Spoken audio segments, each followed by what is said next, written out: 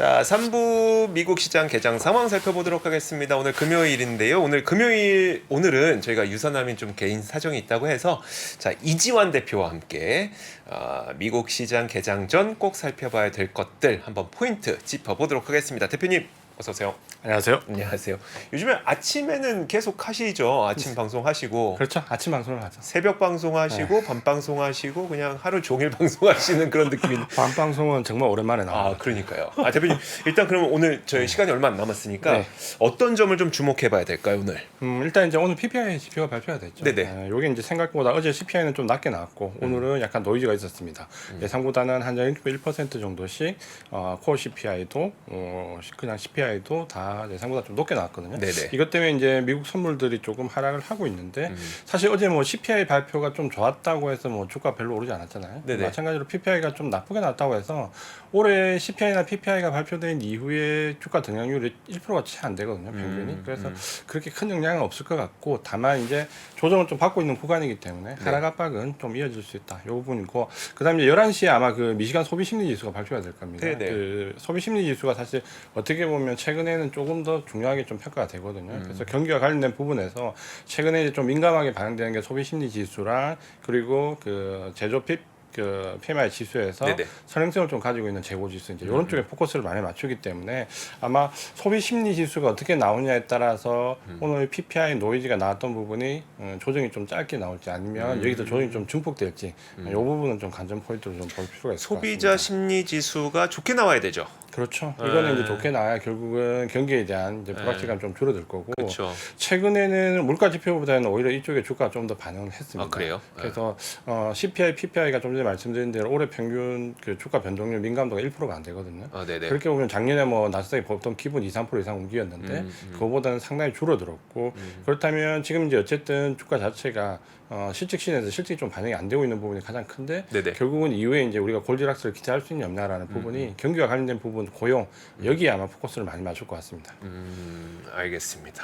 자, 잠시 후에 11시입니다, 여러분. 11시. 우리 시간으로 11시니까 저희 방송 끝나고긴 한데 어쨌든 소비자 심리 지수가 좋게 나와야 그래야지 경기에 대한 우려감을 덜 수가 있기 때문에 지금은 이제 물가보다는 이제 경기가 훨씬 더 큰 팩터가 된 거죠. 확실히. 그렇죠. 이제 지금은 아무래도 이제 금리 인상 막바지 국면이기 때문에 네. 추가로 25bp를 한다고 해도 이미 이제 시장은 그에 대한 반응이 이미 많이 반영이 되어 있고 네. 9월 달에는 일단 동교 쪽에 무게가 좀 실리고 있기 때문에 아마 물가 지표에 대한 부분보다는 경기에 대한 지표가 좀 더 모멘텀이 작용을 할 것 같고 네. 다만 이제 지금 실적 시즌에서 한 가지 특징을 좀 본다면 네. 이번 실적 시즌은 거의 실적이 반영되지 않고 있거든요. 실적이 반영되지 않고 있다고요? 보통 이제 미국은 네. 우리나라보다는 이 펀더멘탈 실적, 발표된 실적과 다음 분기에 대한 가이던스에 따라서 주가 상당히 좀 크게 바뀌는데, 네네.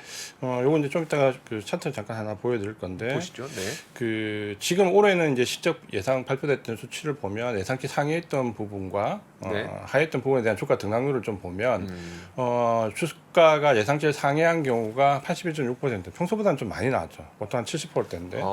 80.6% 많이 나왔거든요. 그러니까 네. 실제는 기대보다 좋았다. 네. 예상치를 하회한 경우가 한 18.4%인데 문제는 이제 이렇게 실적이 좋게 나오고 가이던스가 상향됐는데 주가 등락률을 보면 고작 이제 0.2% 올랐죠. 예상치를 상회했어도 오른 게 0.2%밖에 그렇죠. 안 되고. 평균으로 따졌을 때 평균 0.2% 정도 네. 올랐고요. 하회했을 때는 1.7% 하겠습니다. 그러니까 이 정도 수치면 사실 제가 최근에 중에서는 미국의 실적 시즌에서 실적이 거의 반영 안 되는 경우는 오랜만에 봤거든요. 그러니까요. 그러네요. 그러면 주가는 펀더멘탈보다는 지금 조정의 자체가 모멘텀에 좀 많이 속해져 있다. 이렇게 좀 우리가 평가를 해야 될 것 같고 결국 지금은 주가의 등락률이 뭔가 분기점이죠. 금리 인상이 중단되는 분기점에서 펀더멘탈보다는 일단 단기적으로 모멘텀이 많이 쏠려 있다. 이렇게 좀 봐야 될 것 같습니다.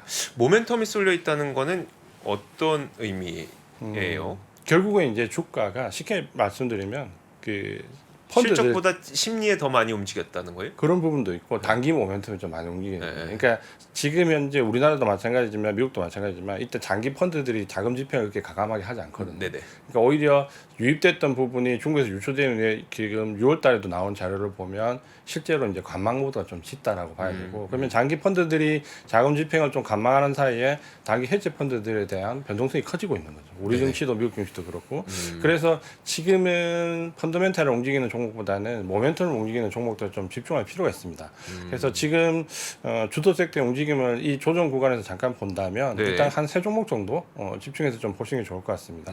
하나는 역시 이제 엔비디아고요. 네. 엔비디아는 우리가 알고 있는 뭐 AI 모멘텀에서 지금 상당히 어쨌든 주가를 견인했던 부분이고 엔비디아가 특히 이제 실적 발표가 23일 우리 네네. 시간으로 24일 새벽이거든요.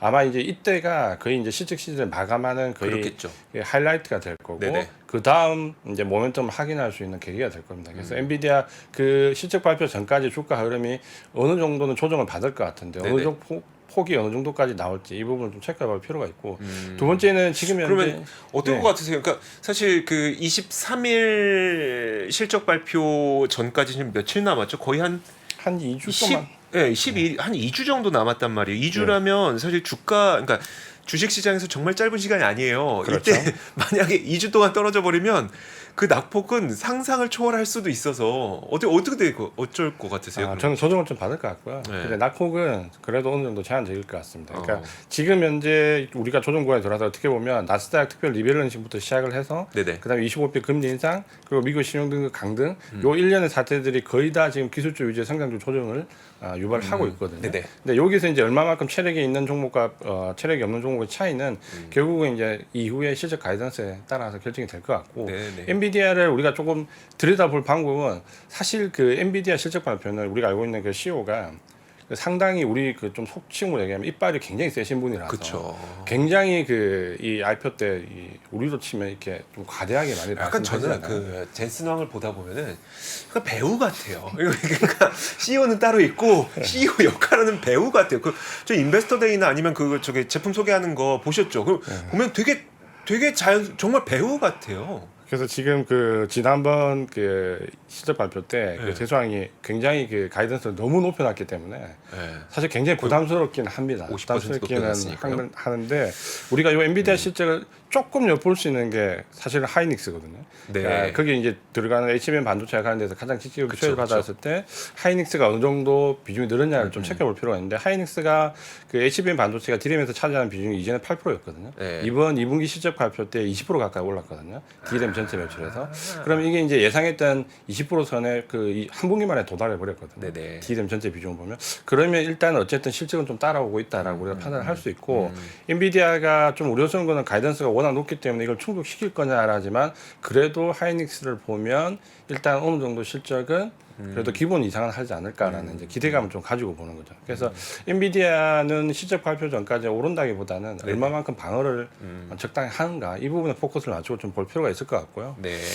그 다음에 이제 종목 하나는 릴리입니다. 일라이 릴리인데 이거는 제가 1월달에 굉장히 강조했던 종목인데 지금 이 너무 종목 늦지 않았어요, 대표님? 그러니까 우리가 예전 방송할 때 1월에 네. 말씀하셨을 때는 오케이. 근데 지금 최근에 좀 너무 그렇지 않아요? 아니면 아직 이제 시작이에요? 그렇게 보기는 좀 어려운데 네. 그러니까 이 종목의 이제 흐름을 봐야죠. 네네. 진입하기는 어렵고 결국 이제 1월달 제가 강조했던 부분 중에 하나가 결국 팬데믹이 끝나면 무조건 대형 계약사는 잡아야 된다. 신약 모멘텀이 있는. 네네. 요거는 이번뿐만이 아니라 이전 팬데믹에서도 신약 출시가 대부분 다 미뤄졌던 제약사들이 팬데믹 끝나고 주가가 급등했거든요. 그러니까 신약이 있는. 근데 지금 보면 일라일리가 나왔던 부분이 비만, 치매, 당뇨 저게 보면 그렇죠. 대부분은 아주 핫한 질환 아니면 대부분 만성 질환 쪽이거든요. 네네. 그러니까 이쪽에 이제 신약 출시가 지금부터 이제 본물처럼 나오는 거죠. 저는 올해도 괜찮았지만 내년 상반기까지도 괜찮을 걸로 보이거든요. 그래서 지금 모멘텀이 중요하다고 했는데 이 모멘텀을 가장 많이 받는 게 지금은 제약 바이오 쪽이기 때문에 이쪽도 이제 관심을 가지고 좀 보실 필요가 있고요. 네. 나머지 하나는 이제 뭐 유가입니다. 다 알고 계신 것처럼. 그래요? 유가가 이거는 주가가 이제 뭐 좋다 나쁘다는 게 아니라 시장 흐름을 판단하는 네. 그 성격으로 좀 볼 필요가 있는데 뭐 아시는 것처럼 유가 지금 최근에 급등했잖아요. 그렇죠. 천연가스 가격도 굉장히 지금 이제 좀 너무 변동성이 너무 커져 버렸고 네네. 유럽이 하루에 30% 40% 올랐다 이랬는데 사실 뭐 그거는 우리가 실제 선물 가격을 보면 한 5, 6% 정도 변동성이 나왔다라고 네네. 봐야 되고 이번에 이제 물가와 관련된 부분에서도 유가가 좀 신중하게 작용을 할 필요가 할 가능성이 좀 높을 것 같은데 뭐 할 가능성? 그 좀 반영도가 좀 민감도가 좀 네네. 올라갈 것 같아요. 그러니까 이전에 우리가 2분기까지 유가의 등락이 좀 나오더라도 이게 실제로 휘발유 미국으로는 가솔린 가격에 연한되는 민감도가 그렇게 높지 않았거든요. 그러니까 예를 들어서 유가가 한 10% 오르더라도 미국의 개수를 가격이 한 0.8%, 1% 채 안 올랐거든요 그때는. 근데 네. 지금 최근에 한 2주간의 그 미국의 개수를 가격 변동을 보면 한 5%대 육박하거든요. 네네. 그러면 이제 이게 다음 분기 정도에 혹은 다음 그 물가지표 발표될 때는 약간 부담으로 작용할 가능성이 좀 있다는 부분 때문에 이 부분을 조금 신경 써서 볼 필요가 있을 것 같습니다. 근데 그러니까 원유는 그 원유 관련주들이겠죠. 원유 관련 기업들은 그럼 지금 사실 지금 전망하고 계시는 분들이 유가가 뭐 앞으로 계속 올라갈 것 같지는 않습니다. 따라서 그 원유 기업들은 사실 유가가 계속 올라가 줘야지 모멘텀이 있는 것 아닌가요? 그렇죠. 이제 그렇게 봐야 네, 되고 네. 지금 그 유가가 공황이라는 것은 두 가지 이유가 있죠. 하나는 오페크 플러스에서 어쨌든 간에 공급 감소와 관련된 부분이 사우디와 프로트 대표하는 러시아가 잡음이 있었지만 어쨌든 네네. 그게 9월 달까지는 암묵적으로 이제 지키기로 했기 때문에 어쨌든 9월 달까지는 공급이 제한적이다라고 봐야 되고 두 번째는 이제 중국의 경기에 대한 부분이 우려가 있었지만 미국에 대한 수요가 생각보다 좋았다는 부분 이 두 네네. 가지 때문인데 결국 그 유가의 향후 가장 중요한 부분은 이 러시아와 사우디가 지금 감산 정책을 하고 있는 부분이 9월 달 이후에 어떻게 변할 것이냐 네네. 이 부분이 가장 중요할 것 같고 조금 회의적으로 보는 시각도 많이 있습니다. 그러니까 사우디 같은 경우는 러시아와 협의가 안 된 상태에서 자체적으로 100만 배를 줄여버렸고 네네. 러시아는 여기 호응하면서 50만 배를 줄였는데 이게 서로 합의가 아니라 그냥 서로의 이제 관계에 의해서 그냥 자의적으로 설정된 부분이기 때문에 네. 아마 이 이후에 9월달 이후에 상당한 오페크 플러스에서 논란이 있을 것 같습니다. 그러니까 요걸 체크를 좀 해봐야 할 필요가 있을 것 같습니다. 알겠습니다. 잠시 후에 그 제가 브리핑을 좀 하긴 할 텐데 뉴스 브리핑 몇 개 할 건데 거기에서 저는 사실 좀 이란 핵 협상과 관련해서 그 유가를 좀 완화시킬 수 있는 요인이 좀 발생한 부분을 잠시 후에 좀 짚어드리도록 하겠습니다. 그거에 대한 코멘트도 좀 이따 대표님께서 해주시면 좋을 것 같아요. 네. 자, 다음 이야기도 한번 들어볼까요? 지금 현재 이제 모멘텀은 이렇게 세 종목 정도를 좀 보시면 네네. 될 것 같고요. 그 다음에 이제 좀 전에 말씀드렸던 실적이 최근에 실적 장세도 반영이 잘 안 되고 있다라는 부분은 결국은 시장이 이제 모멘텀 장세가 지속될 수 있다라는 쪽으로 네네. 본다면은 어쨌든 엔비디아 실적 발표 전까지 한 2주 정도는 모멘텀 장세, 변동성 장세가 좀 지속될 수 있다. 이렇게 좀 보시면 될 것 같고요. 그 다음에 이제 그 투자 포인트는 그렇다면 단기적으로는 어쨌든 모멘텀을 쫓아가는 투자가 한 2주 정도는 유리한 측면이 있을 것 같고 그 다음에 이제 장기 투자 포인트에서 우리가 조금 생각해야 될 부분은 요건 이제 제가 계속 강조드렸던 부분인데 금리 인상 중단 시기에 어디가 그 주도적인 상품이 될 거냐라는 부분을 봤을 때 네. 최근에 이제 채권 얘기를 굉장히 많이 하잖아요. 네. 그러니까 요게 지금 왼쪽에 그래프를 좀 보시면 금리 인상 중단 이후에 차단 평균 상승률입니다. 여기 보시면 나스닥이 4%로 가장 높죠. 그리고 두 번째가 금리 인상을 중단하면 그렇죠. 금리 인상을 중단하고 네. 금리를 인하하기 전까지 보통 평균적으로 짧으면 1년에서 18개월 정도 시간이 있거든요. 네네. 그 시간에 자산 상품의 평균 어느 게 가장 많이 상승했냐를 본 겁니다. 네. 그러면 지금은 이제 시점부터 해당이 될 수 있겠죠. 네. 저기 보면 나스닥이 월장의 상품이 나스닥의 수익률이 좋았습니다. 이 기간 동안. 네네. 그리고 특이한 점은 이제 저거죠. 10년 국채가 S&P 500보다 수익률이 좋았습니다. 그러니까 저게 이제 가장 좀 특이한 거. 우리가 이제 국채 투자 시기가 왔다는 얘기를 많이 하잖아요. 채권 네네. 투자 시기가. 네. 근데 지금 어떻게 보면 채권 입장에서는 지금 노이즈가 나오기 때문에 지금 미리 들어갔던 채권 펀드들은 지금 대부분 개인 투자분들 손실 보고 있거든요. 손실이잖아요. 네. 뭐 짧으면 8%대에서 지금 평균 보니까 세 배짜리 들어가신 분들 20%대까지. 네네. 근데 결국은 이제 이게 어느 정도 금리상 중단되고 국민이 전환되면 국제 수익률은 올라오죠. 그래서 저때 보면 나스닥이 가장 수익률이 좋았고 네. 두 번째는 특이하게 이제 10년 국채였고요. S&P가 세 번째밖에 안 됩니다. 그러니까 저게 이제 조금 우리가 생각해 볼 부분이 있는 거죠. 네. 그러니까 지금 증시에서 나스닥이나 S&P냐 기술주, 빅테크, 과열 논란 여러 가지가 있지만 결국은 이 시기에서 나스닥이 계속해서 좋았다라는 거죠. 네. 그러니까 이게 좀 참고해 볼 부분인데 저 그래프를 한번 보시면 좀 이해가 빠른데요. 예. 저게 어떤 그래프냐면 경기가 이제 금리 인상이 중단되고 경기가 마일드 리세션. 그러니까 실제로 경기가 아주 나쁘지 않은 상태에서 실제로 주가가 올랐던 경우가 5번 있습니다. 그러니까 이번에도 만약에 경기가 어정쩡한데 혹은 좀 좋으면 골디락스 아니면 마일드 리세션 네네. 이렇게 가정을 했을 때 주가가 올랐던 시기를 보면 과거에 5번 있는데 지금 표에서 뭘 봐야 되는 거예요? 저기 보시면은 네. 여기 첫 번째 그 자리를 보시면 네네. 여기가 이제 첫 번째 금리 마우스를 직접 네, 여기가 네. 경기가 침체로 들어갔던 마일드 리센 시기인데 오히려 주가는 올랐던 시기입니다. 네네. 그러니까 우리가 지금 기대하는 게 일종의 그런 거잖아요. 경기 침체가 좀 덜하고 네. 주가는 상승해 주길 바라는. 네. 그러니까 그 경우가 5번 있었는데 이때 보면 1978년도 나왔던 보면 주도주가 나스닥과 방산이었습니다. 이때는 왜냐하면 에너지 리스크가 상당히 강했기 때문에 예, 예. 아마도 이제 그런 부분이 좀 있었고. 저때 걸프전 때였었나요? 아니요, 그때는 에너지 파동. 석유 파동. 네네네. 네, 그때구나. 그다음에 이제 86년도 이제 디커플링 됐던 그때도 보면 주식 마이드 리세션 예. 들어왔던 시기인데 주식시장이 올랐거든요. 이때도 보면 주도주가 기술주하고 소비재였습니다. 그리고 이제 2006년도에도 디커플링 될 때 마이드 리세션 할 때 주가가 올랐는데 이때도 보면 주도주가 에너지와 소재입니다. 네. 그러니까 이때는 이제 IT가 없죠. 네, 그렇죠. 이때는 IT가 없네요. 이때는 IT가 없고 앞에 두 쪽은 IT가 있고요. 그다음에 2011년도도 디커플링 왔을 때도 역시 보면 주도주가 IT였고요. 그다음에 이제 최근에 이제 마지막 2019년도 요때도 지금 보면 나스닥 빅테크 기업들이 주도주였습니다. 네. 그러면 우리가 기대하는 마일드 리세션 상황에서 주가가 올라가는 경우가 과거에 5차례가 있었는데 네. 4번이 주도주가 IT였죠. 그리고 2006년도에 제가 저걸 분석해 봤을 때 왜 IT가 없었냐고 생각해 보면 네. 저 때가 90년대 후반에 그러니까 그 닷컴 버블 이후에 경기가 깔아앉았다가 올라갔다가 다시 침체받는 시기이기 때문에 네. 저 때는 아마 IT가 주도로 나서기 어려운 시기였을 겁니다. 닷컴 버블 이후였기 때문에. 네, 네. 그러니까 그걸 제외하면 저 4번의 경우가 전부 다 IT 주도주가 들어가 있기 때문에 이번에도 한번 생각을 좀 잘해 보셔야 될 게 지금 조정 구간에서 IT가 조정을 받는다고 하더라도 네네. 결국은 나중에 이 종목들이 또 갈 가능성이 높다라는 거죠. 지금으로서는. 그러니까 요 데이터는 한번 좀 꼭 생각을 해보시고 대응을 해보시면 됩니다. 제가 사실 저 데이터 때문에 올해 1월 달에 그 우리가 산타릴리가 없을 때 네. 그 굉장히 시장이 어려울 때 나스닥이 저점을 계속해서 높여갈 가능성이 높고 절대 나스닥이나 반대쪽에 인버스 접근을 하면 안 된다고 1월 달에 그래서 저 데이터를 가지고 강조를 많이 들었었거든요. 네, 네. 그래서 저분을 본다면 지금 여기서 뭔가 조정 구간에서 IT가 빅테크 기업이 많이 받을 때 뭔가 주도주가 바뀌지 않을까 생각을 하실 수가 있는데 요거는 한번 곰곰이 다시 생각해 볼 필요가 있습니다. 그렇군요. 알겠습니다. 일단 단기적으로 보더라도 어쨌든 모멘텀이 있는 거를 지금 봐야 되는 시기인 것 같다. 분명히 그러니까 시장 심리 자체가 좀 그렇다는 거. 그래갖고 이제 모멘텀이 있는 거는 인공지능, 그래서 엔비디아 그리고 일라이 릴리, 뭐 노보노디스크도 마찬가지겠죠. 그렇죠. 비만과 당뇨 치료제의 신약 그 모멘텀을 좀 갖고 있는 이런 쪽을 좀 꼭 봐야 된다라는 이야기 해주셨고요. 자, 저의 브리핑도 몇 가지만 보도록 하겠습니다. 이제 시장 시작 전까지 약간 한 1분 정도 시간이 있으니까 일단 요거부터 한번 볼 건데요. 먼저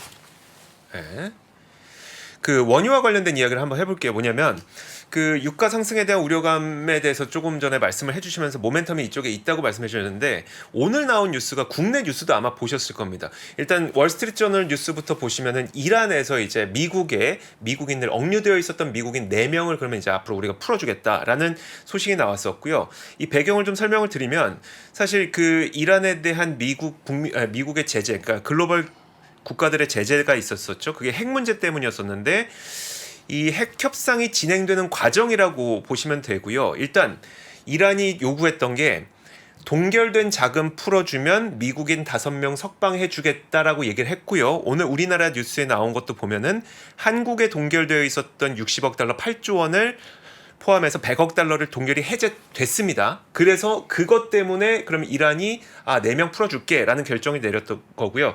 근데 이제 경제적 의미를 살펴보면 미국과 이란 간의 관계가 풀리면서 이란은 원유 수출을 할 수 있게 되는 거죠. 왜냐하면 지금 한국에 동결됐던 돈도 무슨 돈이었었냐면은 한국에 이란이 석유를 팔았어요. 그럼 이제 그 돈을 한국에서 이란으로 보내야 되잖아요. 그 돈을 못 보내게 동결을 시켜놨던 거거든요. 근데 이게 동결이 풀린다는 거는 원유 수출을 할 수 있게 됐다는 의미이기 때문에 지금까지는 사우디와 러시아의 그 감산을 통해서 원유의 공급이 수월치 않았다면 이란이 좀 원유 수출을 할 수 있겠구나라는 기대감을 갖게 만드는 그런 대목이기 때문에 좀 유가 상승을 좀 제한시킬 수 있는 그런 요인이 아닐까 싶습니다. 잠시 후에 저희가 또 다른 뉴스 좀 전해드리도록 하겠고요. 자, 그러면 지금 미국 장이 개장됐으니까 전체적인 분위기부터 한번 보도록 하겠습니다. 자, PPI가 발표된 게 사실 시장에는 약간 안 좋았었어요. 0.3% 상승으로 0.3% 정도 물가가 올랐죠. 생산자 물가가 이게 다소 부담이 되고 있습니다.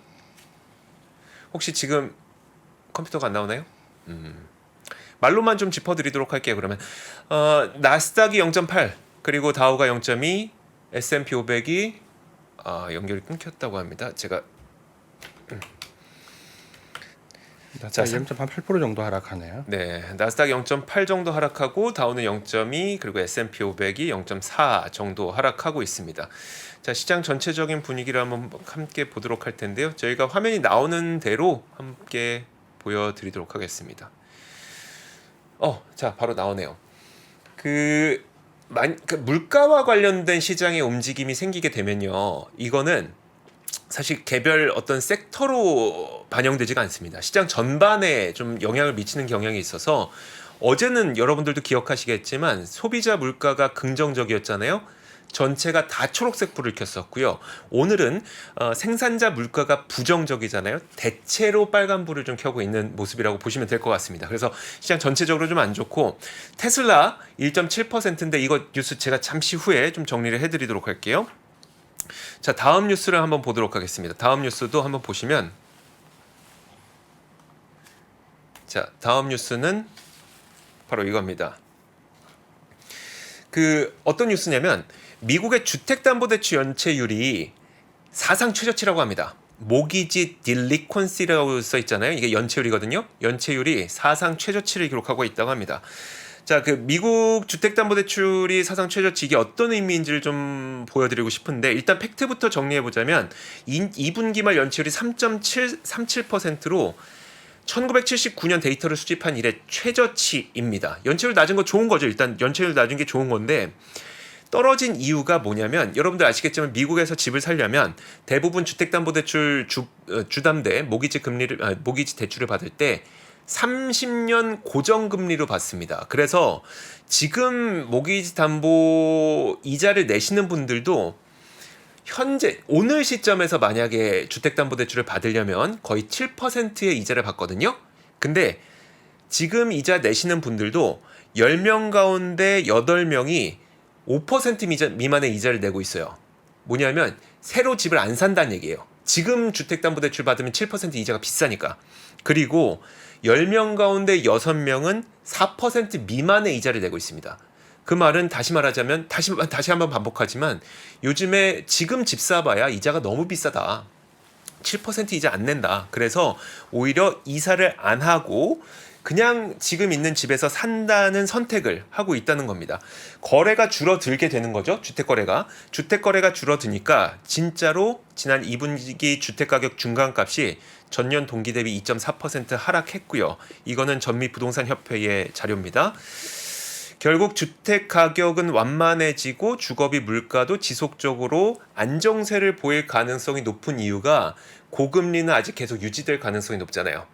그러면 주택담보대출 금리도 7% 정도를 계속 유지할 가능성이 높습니다. 그러면 이 정도 수준에서는 아마 미국에 있는 분들도 새 집으로 이사 가려는 수요는 굉장히 좀 안정화될 가능성이 높습니다. 주거비가 안정화될 가능성이 높다는 말씀을 좀 드리고 있는 거고요. 자, 다음 뉴스는 이거는 그냥 뭐 썩 재밌는 뉴스는 아니니까 딴 거 재밌는 뉴스. 자, 재밌는 뉴스. 자, 이거 보시죠. 자, 테슬라 뉴스인데요. 아까 테슬라가 왜 1% 넘게 빠진 시장 영향이 가장 클 것 같고요. 근데 이거 시장 영향뿐만 아니라 좀 약간 이거는 테슬라의 개별 이슈로도 좀 문제가 될 수 있겠다라는 생각이 드는 겁니다. 이 토탈드라고 하는 게 뭐냐면요, 전손됐다는 표현이거든요. 그러니까 여러분 전손이 뭔지 아시죠? 차량이 크게 파괴가 돼서 이제 사용 못하는 거예요. 고쳐서 사용 못하는 거. 자, 토털드 테슬라, 그러니까 전손된 테슬라 차량이 이제 팔렸어요. 부품이 팔렸죠. 근데 이게 우크라이나에서 온라인에 접속된 걸로 확인됐다고 합니다. 이거 무슨 얘기인지 설명하기 좀 어려운데. 자, 잘 들어보세요. 이거 누구 얘기냐면 CNBC 편집장 이야기입니다. CNBC 편집장이 자기가 차가 사고가 났는지 어땠는지 모르겠지만 테슬라 차량이 전손 처리가 됐어요. 그래서 이걸 팔았죠. 근데 미국에 보면은 코파트라고 하는 기업이 있어요. 뭐냐면 전손된 막 앞부분이 막 거의 다 날아갔어요. 이런 차량들을 중고차로 해외에 파는 업체가 있습니다. 근데 그러면 이제 해외에서 그 중고차 사다가 현지 가서 복원시킨 다음에 그 나라에서 팔거든요. 그렇게 테슬라를 팔았다는 거예요. 그래서 테슬라를 팔았는데 이게 우크라이나로 넘어갔나 보죠. 근데 우크라이나에서 복원이 돼서 이 테슬라를 누군가 사서 운영을 시작했습니다. 그러면 우크라이나 사용자의 핸드폰과 우크라이나 그 테슬라가 연결이 됐겠죠. 근데 그 알림이 미국에 있는 이 편집장 핸드폰에도 알림이 떴대요. 뭔가 보안에 문제가 있다고 보이는 거죠. 사람들이 그래서 되게 민감하게 바라보고 있습니다. 잠깐만, 내가 이렇게 생각하시면 돼요. 핸드폰을 여러분이 팔았는데 다른 사람이 핸드폰을 샀어요. 누군가 중고로 샀어요. 근데 여러분 핸드폰에 이 딴 사람 그 로그인 기록이 여러분 핸드폰에 새 핸드폰에 뜨는 거예요. 그런 일이 지금 테슬라에서 발생을 했다. 그래서 실제로 그분이 그 자신의 그 X, 요즘에 트위터가 아니라 X죠. X에다가 자기의 차량이 우크라이나 이곳에서 발견됐다면서 그 트윗을 올리기도 했습니다. 이것도 화면 PD님 잠깐 한번 보여주세요. 그 제이 야로우라고 하는 이제 편집장이에요. 그분이 우크라이나에서 내 테슬라, 내가 전손 처리돼서 이제 팔았던 테슬라가 우크라이나에서 발견됐다. 그러니까 사람들은 이 내 정보가 지금 그 뭔가에서 흘러나가고 있는 것 같은데 라면서 굉장히 좀 민감하게 반응하고 있다. 이렇게 좀 보시면 될 것 같습니다. 자, 이렇게 좀 재밌는 뉴스들이 있어서 전해드렸고 흥미로운 뉴스가 있어서 전해드렸고 유가와 관련해서는 저희 그 이재현 대표랑 조금만 더 얘기해보죠. 저는 사실 그 이란 핵협상이 이제 좀 긍정적인 방향으로 가고 있는 거잖아요. 그런 과정에서 이제 동결된 자금 풀렸고 이제 미국인 석방됐고 어떻게 상승을 좀 가로막을 수 있을 만한 요인 될 것 같으세요? 어떠세요? 저는 그 미국이 상당히 공을 들였다 보고요. 네. 우크라이나 러시아 전쟁 이후에 유가가 급등하고 이후에 그 에너지발 변동성이 확대되면서 사실 이제 이 문제가 국제적으로 굉장히 미묘해졌거든요. 그 와중에 당연히 뭐 러시아 우크라이나 전쟁 이후에 미국과의 관계가 소원해졌고 여기에 네네. 최근에 미국과 사우디의 관계가 굉장히 소원해졌잖아요. 사우디가 일부 중국과의 관계에서 뭐 위안화 결제를 일부 해준다든지 이런 식으로 미국을 자극했잖아요. 그거는 미국을 어떻게 보면 미국이 중국의 대만 문제를 건드린 것만큼 가장 민감한 부분이거든요. 왜냐하면 결국 미국이 달러가 기축 통화가 됐던 가장 결정적인 이유가 뭔 이유를 네. 달러로 결제하는 거잖아요. 그러니까 이걸 자극했기 때문에 제가 볼 때는 미국이 이란을 충분히 자극할 요소가 있었다고 보여지고 네네. 지금 국제 유가는 우리가 알고 있지만 딱 그 가격이 그 단일 가격이 아닙니다. 그러니까 실제로 WTI 원유 가격이 나와 있지만 뭐 이게 한 80불 가더라도 여기에는 그 러시아 덤핑 가격이 있습니다. 러시아 덤핑 가격은 50불대거든요. 네네. 50불대고 또 러시아 오방국 가격이 있습니다. 요거는 20불대거든요. 그러니까 여기에 이제 사우디가 제동을 건 거거든요. 네. 특히 이제 사우디가 러시아가 그 인도나 중국 쪽에 아시아 쪽에 이 덤핑 가격을 보내면서 50불, 60불대 보내잖아요. 네네. 그러니까 여기에 사우디가 자극을 받아가지고 티격태격 하다가 감산이 거의 Y에 대해서 유가가 60불대 떨어졌잖아요. 그러다가 이제 사우디가 유가 60불 떨어지는 걸 보고 독자적으로 그냥 러시아 협의 없이 우리는 무조건 100만 배럴 감소한다 추가로 나왔고 여기에 러시아가 그냥 하다하는 식으로 그럼 우리도 1억 50만 배럴 감산하겠다라는 게 9월 달까지 그 시한이 정해져 있거든요. 네네. 그러면 이제 9월 달 이후에 러시아와 사우디가 이런 부분에 대한 협의가 돼야 되는데 제가 볼 때는 가장 큰 부분이 이 덤핑 가격에 대한 러시아에 대한 가격에 대한 사우디가 용인을 할 거냐 안 할 거냐가 가장 중요할 것 같습니다. 결국 용인하지 않으면 이 가격 카르텔은 제가 볼 때 9월 이후에 깨질 가능성이 높고요. 네네. 그 단적인 예로 지금 사우디도 아시아 쪽에 인도 쪽에 덤핑 가격으로 판매한다는 건 공공연한 사실이거든요. 네네. 그러니까 이런 부분들이 아마 민감하게 맞물리면 미국은 어쨌든 지금 제일 공을 들였던 데가 이란과 북아프리카거든요. 네네. 여기서 사우디를 자극할 수 있는 생산 증대가 리비아 쪽의 북아프리카와 이란이고 요거는 오페크 회의에서도 그 논란이 됐던 부분이거든요. 네. 오페크 회원국들이 북아프리카와 이란이 문제다라는 그 회기록이 나와 있는데, 그러니까 이걸 본다면 충분히 이제 그 미국이 이걸 빌미로 가격을 압박할 요인이 좀 생겼고, 사우디가 여기서 과연 이제 어떤 선택을 할 거냐에 따라서 9월 이후에 이 동결 가격이 유지가 되느냐, 감산액이 유지가 되느냐가 가장 중요할 것 같습니다. 알겠습니다. 그 대화창에 호재는 없나요 말씀해 주셨는데 제가 말씀드린 주택담보대출 연체율이 최저라니까요. 사상 최저. 그 거래 거의 없어서 이제 주거비 잡힐 것 같다니까요. 물가 걱정 좀 없을 것 같다니까요. 이런 호재들도 있고요. 그리고 또 아까 그 뭐 물론 이제 9월 이후 감산 기조가 어떻게 되는지에 따라서 원유 가격의 움직임이 변화가 있겠지만 어쨌든 이란에서도 이제 수출을 좀 더 할 수 있는 여지가 열렸기 때문에 유가에 대한 걱정거리도 아주 커지진 않는 거니까 이것도 또 호재고요. 뭐 이게 그 부분은 네. 저는 이렇게 생각해 보셨으면 좋을 것 같아요. 네. 그러니까 유가가 올라와서 인플레이션 압박받아서 이게 분명히 걱정거리 맞는데 역으로 만약에 경기가 정말 침체로 불거져서 유가가 60% 아래로 떨어졌다고 생각하면 사실 이게 더 큰 걱정이거든요. 그렇죠. 그러니까 어떻게 보면 그 걱정보다는 차라리 이 걱정이 낫다라고 긍정적으로 생각하시면 좋을 것 같습니다. 네, 알겠습니다. 자, 오늘 저희 이지환 대표와 또 되게 재미있는 뉴스들도 한번 전해드렸습니다. 금요일 시장인데 조금 장 분위기도 좋았으면 더 좋았겠지만 뭐 항상 좋을 수 있겠습니까? 8월은 잠깐 쉬어갈 수도 있으니까 여러분 너무 걱정하지 마시고 방금 저희가 자세하게 해주셨던 것처럼 모멘텀이 있는 산업이 있습니다. 그 산업을 계속 좀 지켜보시면서 오히려 좀 기회로 이용하셨으면 좋겠습니다. 이재환 대표와 함께 이야기 나눠봤고요. 오늘도 말씀도 고맙습니다. 고맙습니다. 네, 감사합니다. 자, 저희 글로벌 라이브도 여기서 마무리를 짓도록 하겠습니다. 여러분, 와 이제 태풍이 좀 한번 지나간 거 맞죠? 지나간 거죠? 지나갔으면 이제 좀 날씨가 좀 좋아지지 않을까라는 생각이 듭니다. 주말 만약에 날씨 좋으면 여러분 아주 행복한 주말 보내셨으면 좋겠고요. 오늘 좋은 밤 보내시고 저희는 내일이 아니죠. 월요일 같은 시간에 오도록 하겠습니다. 오늘도 저희 글로벌 라이브와 함께 해주셔서 정말 고맙습니다. 감사합니다. 아시아 외환위기 이후에 글로벌 경기가 안 좋아질 것 같으니까 미국이 금리 인상을 천천히 하게 되거든요. 근데 이때 IT 관련 산업이 굉장히 빠르게 성장을 하는데 금리 인상이 생각보다 늦다 보니까 이게 무엇을 만들게 되냐면 닷컴 버블을 만들게 됩니다.